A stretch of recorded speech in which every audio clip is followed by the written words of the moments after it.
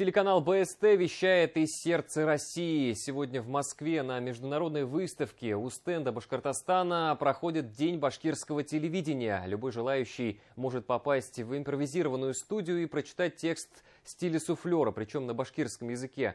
Праздник в самом разгаре. На месте работает наш коллега Лилия Курбанова, которая готова пообщаться прямо сейчас. Лиля, привет, тебе слово.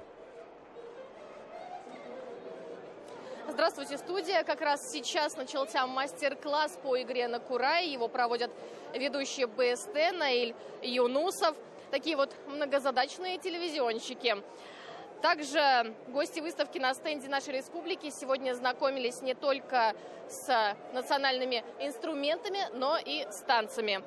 Учились двигаться именно в башкирском колорите. В день башкирского ТВ со стенда региона весь день организованы прямые включения. Связь обеспечила техническая команда БСТ. Поработать в кадре могли и все желающие. Уже в записи гости выставки рассказывали, что знают о нашей республике. А также пробовали себя в роли ведущего и корреспондента. Читали в стиле суфлера. Причем фразы были не только на русском языке, но и на башкирском. Рассказали, что было сложно справиться с транскрипцией или с незнакомыми фамилиями.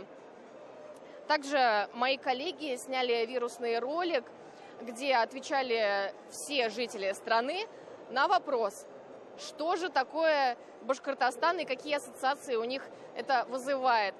Большинство ассоциаций, конечно, сладкие, а именно медовые. Такие же были и подарки за ответы на вопросы, а именно медовый пряник, ложка и башкирские травы. Так проходит День башкирского ТВ на стенде нашей республики. И, конечно, голосуйте за нашу республику, за нашу родную республику.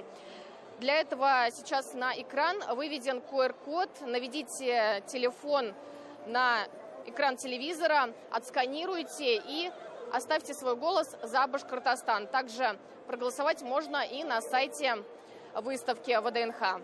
Студия.